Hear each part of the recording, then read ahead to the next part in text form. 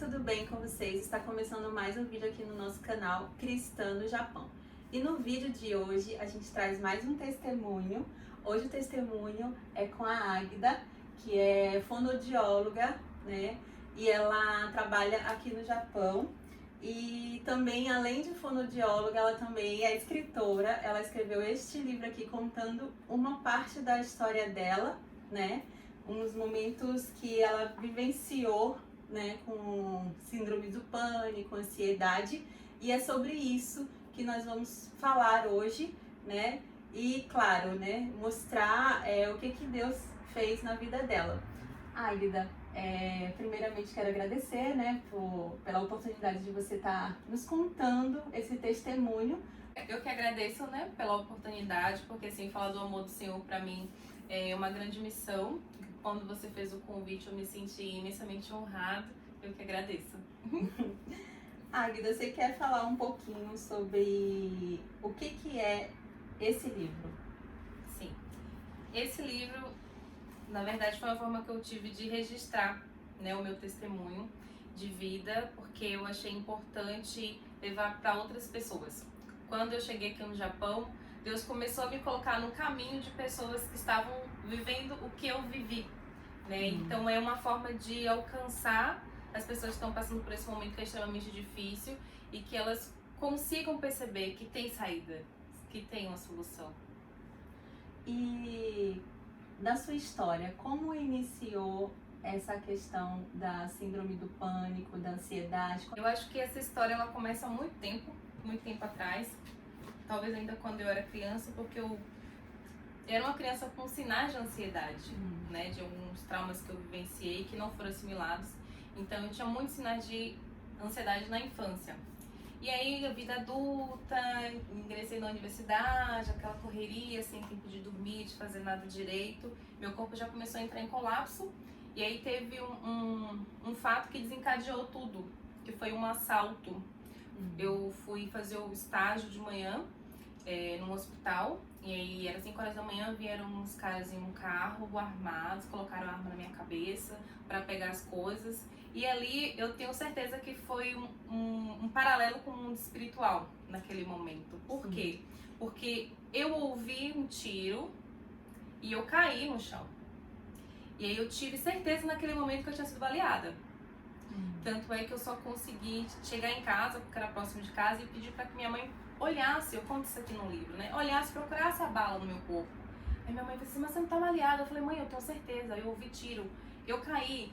E aí a mãe falou assim, não, tá tudo bem. E depois eu encontrei as pessoas que estavam comigo no ponto, e eles falaram, não teve tiro, né? Então assim, quando você não teve tiro, então eu creio que ali Deus mostrou o que ia acontecer e como Ele me resgatou, né, naquele momento. Sim. Mas teve o assalto. Teve o assalto. Só não teve o tiro. O tiro, mas eu caí no chão.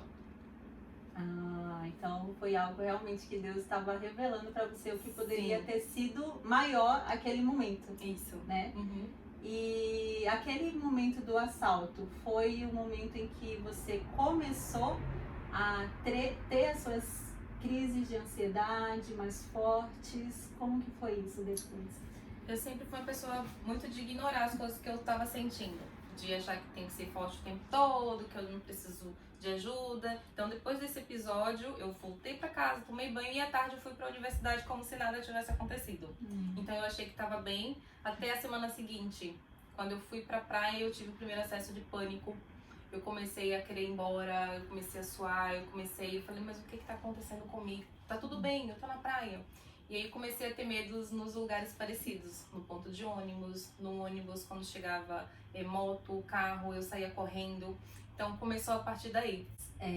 Nesse momento, você já tinha uma vida com Deus? Como que era essa parte espiritual?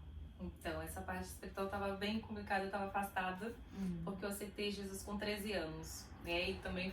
A sua família é evangélica ou... Não. Minha mãe, ela aceitou primeiro, né? Ela aceitou Jesus primeiro. E aí, quando eu tinha 13 anos, o aceitar Jesus também foi um processo muito assim especial, porque eu senti o que minha mãe estava sentindo naquele momento, né? Que era um momento de desespero para ela. Eu senti, eu tive acesso ao que ela estava sentindo. E aí nesse momento eu me rendi, mas aí depois eu me afastei. Então nesse momento específico eu tava super afastada dos caminhos do Senhor. Aí foi que começou, né, eu senti esses sintomas, então eu senti a necessidade urgente de sair. Eu senti a necessidade urgente de sair dali da praia e voltar para casa. Eu precisava estar num lugar seguro. E aí a partir disso eu comecei a ter uns sintomas, ter medo de sair de casa. Às vezes eu ia até o ponto de ônibus e voltava correndo para casa com a sensação de que algo ruim ia acontecer. Eu começava a chorar, eu começava a tremer. Então os sintomas eles foram piorando a cada dia. E como eu estudava muito longe, o trajeto era muito longo. Então às vezes acontecia. E aí teve um dia que foi muito específico, que eu fui para a universidade, e aí depois eu fui no shopping resolver algumas coisas, e aí eu fui pro ponto de ônibus, e aí eu comecei a sentir tudo rodar. Tudo começou a rodar, minha visão ficou turva, e aí eu comecei a despersonalizar, né, que é aquela sensação de que você tá saindo do seu corpo, né, e aí eu comecei a me certificar, a falar com as pessoas, perguntar que hora era, para poder saber que eu tava ali.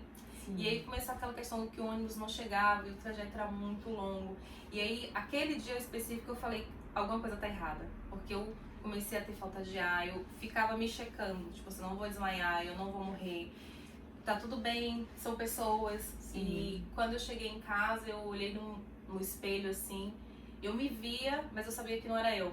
O meu olho, ele tava muito diferente.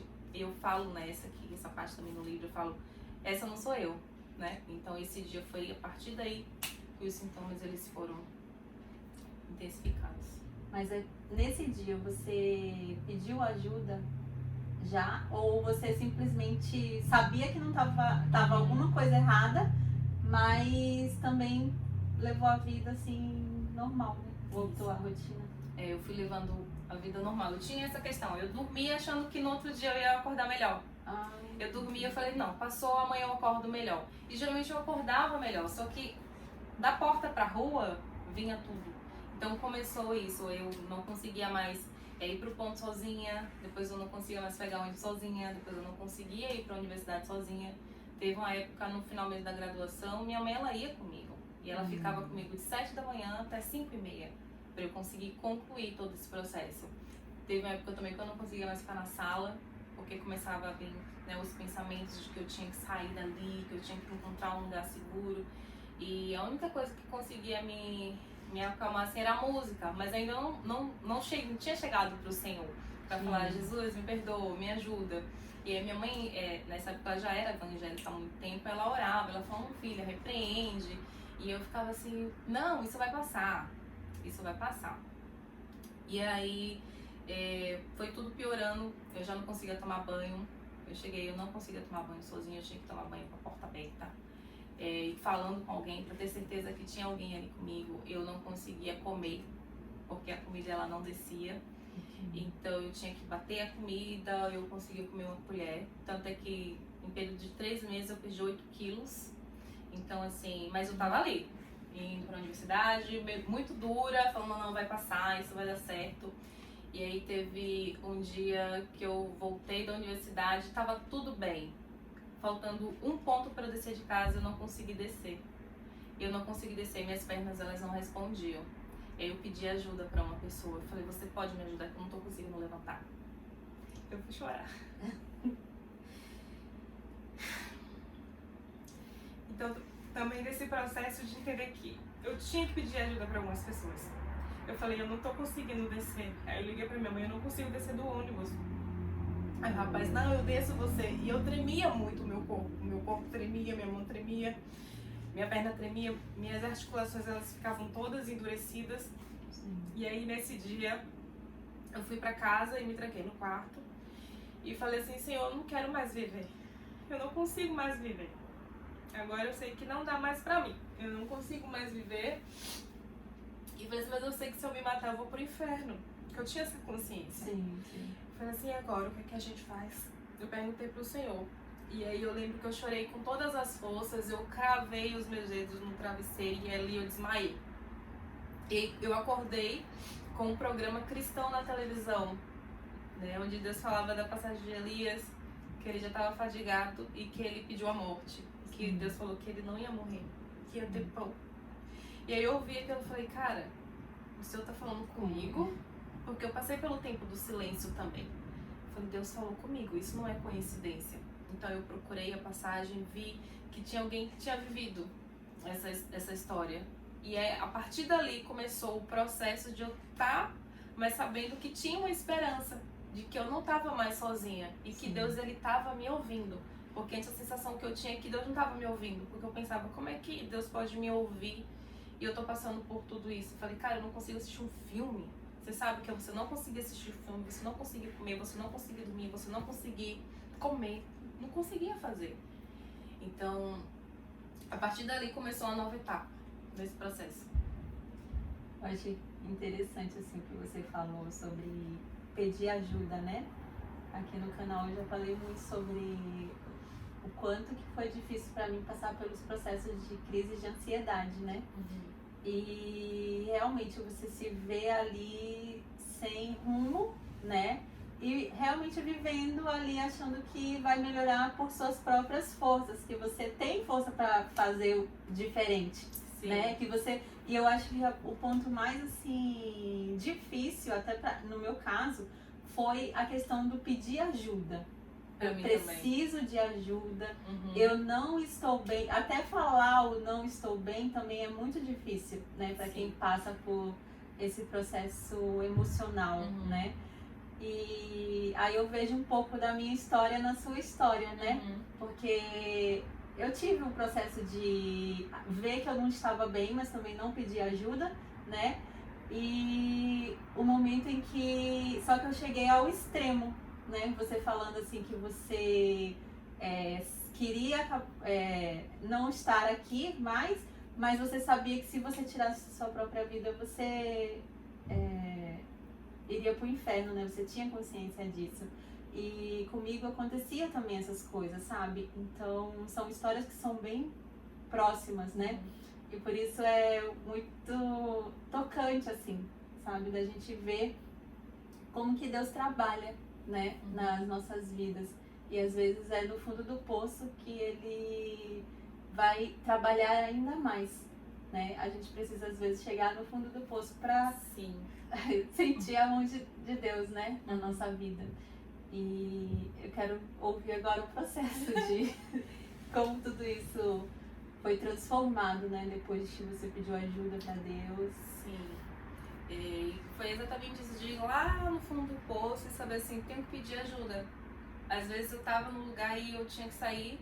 Algumas amigas minhas da faculdade eu conversei, então elas conseguiram me ajudar. Tinha uma que era muito fofinha, que é a Kelzinha, a Isa. Falava, gente, não tô bem. Ela, segura aqui na minha mão. Vamos ali, vamos dar uma volta, sai, vamos no banheiro. Então ter esse apoio, de entender, pedir ajuda não é vergonhoso.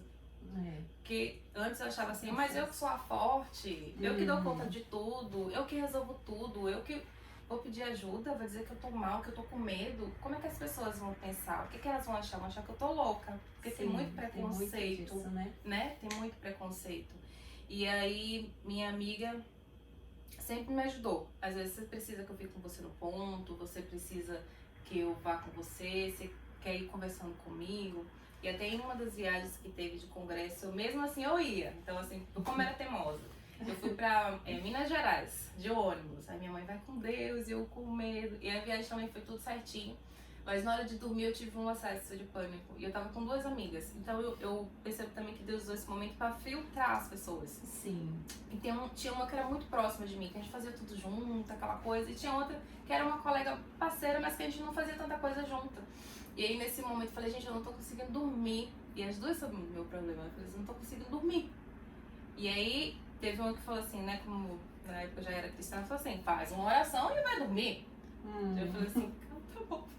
Aí a outra vez assim pra mim, eu sei como é, minha mãe tem isso, vamos conversar até você conseguir dormir?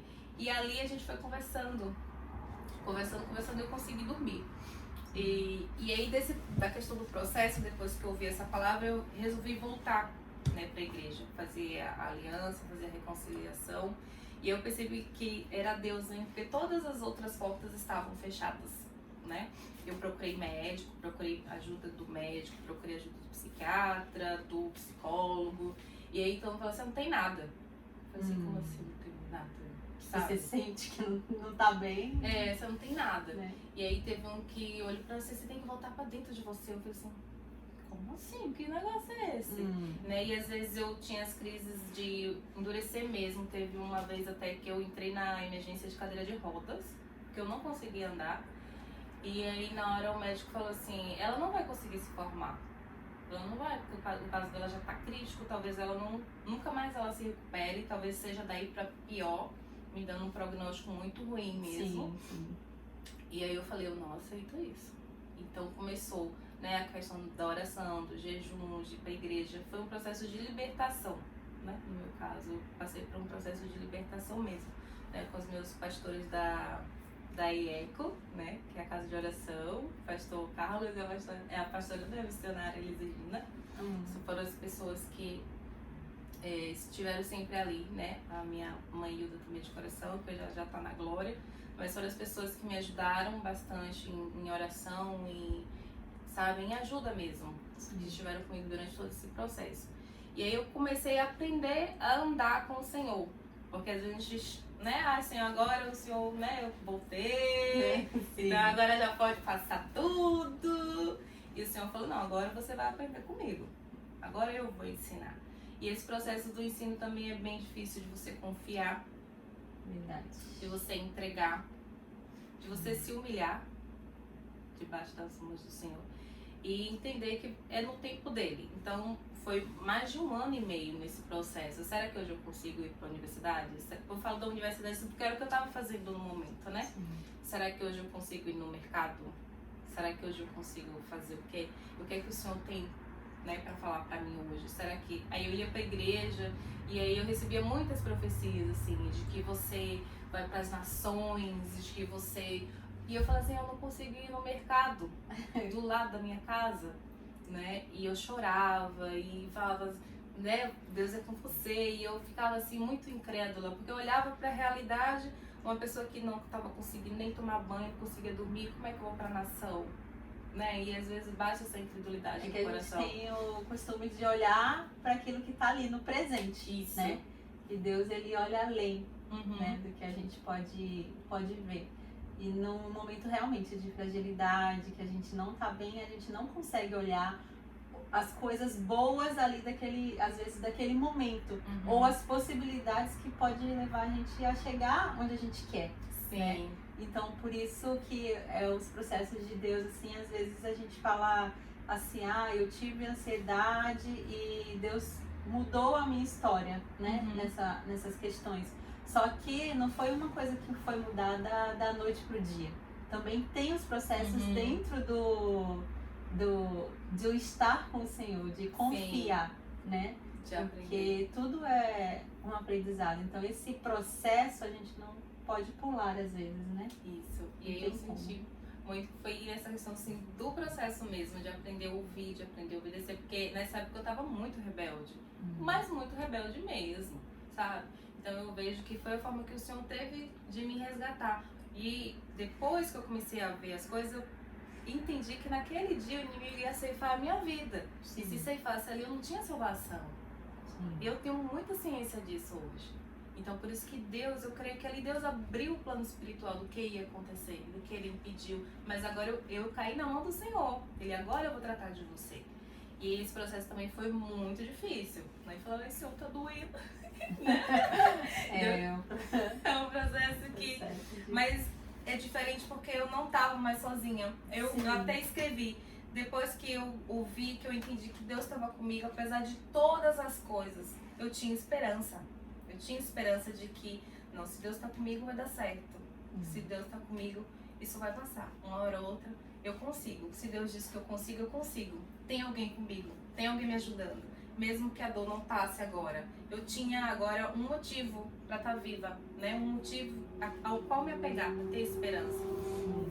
E aí foi aos pouquinhos. Daí as crises começaram a diminuir. Aí tinha dia que tinha dia que não tinha. E aí Deus foi me soprando para longe aos pouquinhos, né?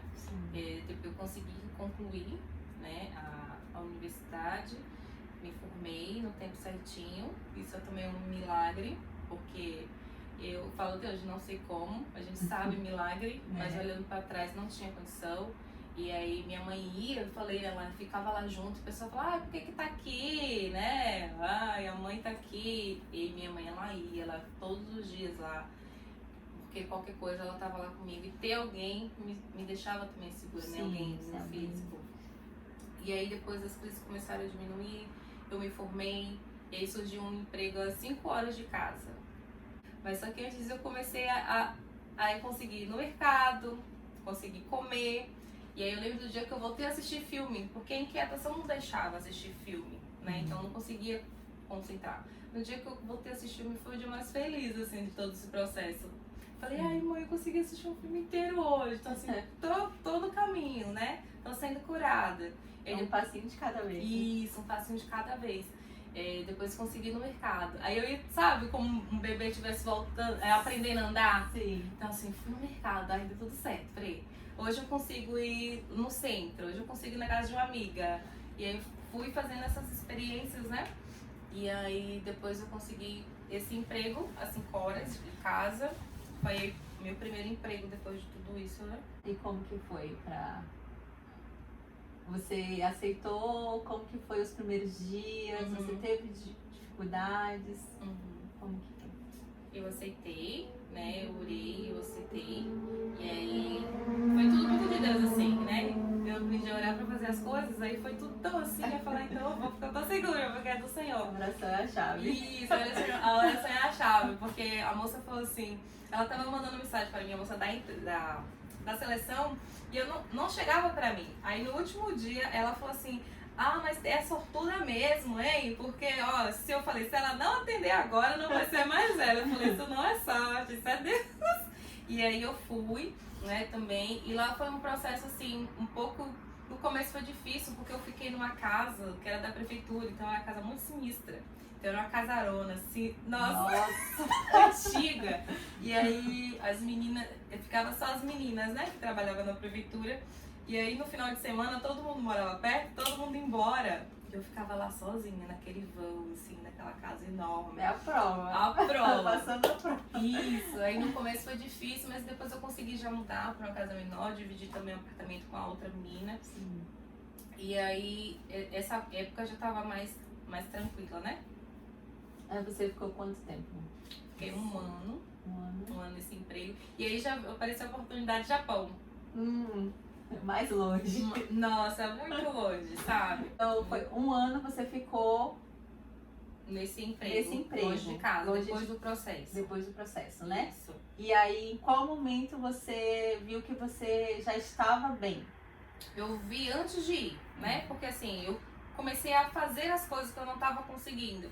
Então, assistir um filme, comer, ir no mercado, dormir, tranquila. Sim. Porque até a medicação, eu cheguei a tomar uma medicação, mas a medicação não fazia efeito. E isso também é muito assim, não fazia efeito. Então eu parei de tomar medicação porque não fazia efeito mesmo. E aí era espiritual a questão, porque a gente também precisa diferenciar. Busquei ajuda, busquei ajuda médica e ninguém podia me ajudar, né? Por isso que eu falei assim, a porta era essa aqui, uma questão espiritual. Então, mas não tô dizendo que, né, não é pra tomar a medicação. Eu segui tudo direitinho. Cada um tem a sua história, né? Isso, cada um tem a sua essa história. É a história que você... Sua história. Minha história, né? Isso, da minha experiência. E que eu busquei ajuda médica, busquei tudo que eu precisava, né? Como eu falei, psicólogo, psiquiatra, médico clínico, tudo você imaginar, né? E o suporte espiritual também.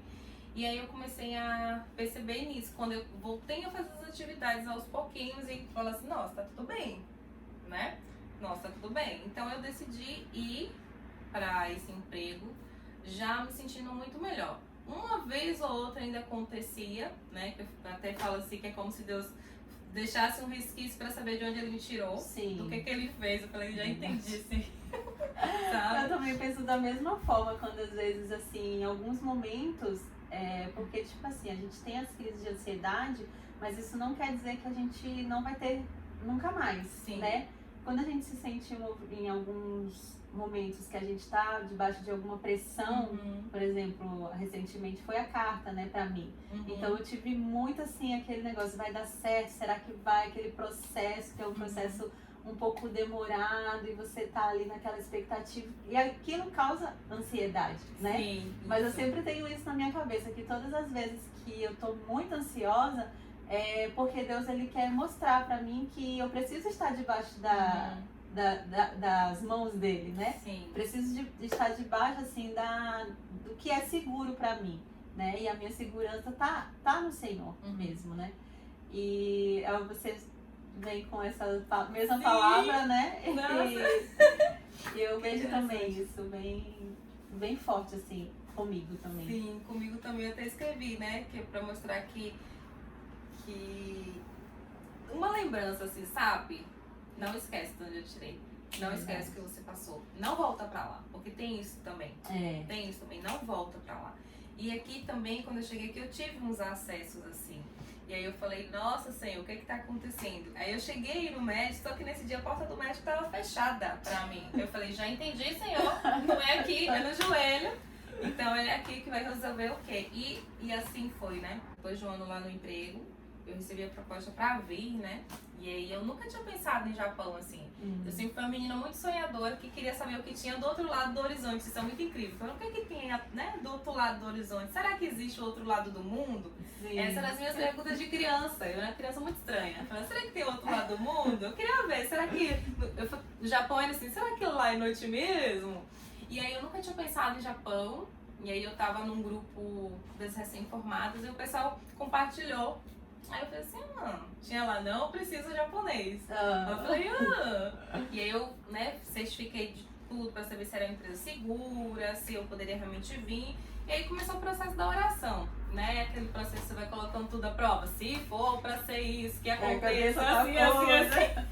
E foi bem assim. A entrevista deu tudo certo, e aí eu fiz o certificado de elegibilidade, a questão do documento. Aí teve uma prova que eu fiz bem assim, se for pra dar certo, o documento vai chegar junto com o meu irmão.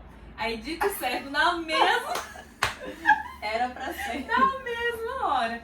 E assim, deu tudo tão certo, que quando eu falo, o pessoal diz, ai, mas você teve trabalho? Eu falei, gente, não tive trabalho nenhum. Não tive trabalho nenhum pra vir aqui, só as documentações mesmo, mas Deus foi colocando tudo certinho.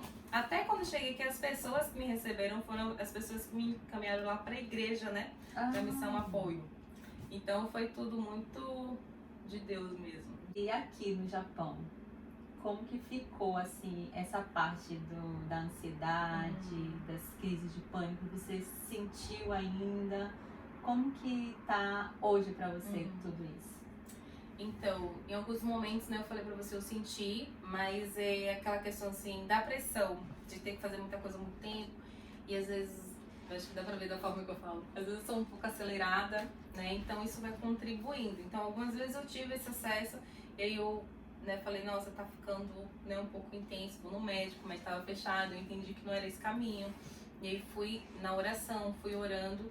E às vezes ainda eu tenho uns relances, né? Mas é aquilo que eu falei pra você, eu creio que é pra Deus me lembrar. Porque assim, eu não consigo, não é possível comparar com o que foi. Não tem nem comparação, é como se fosse uma gota no oceano. Então,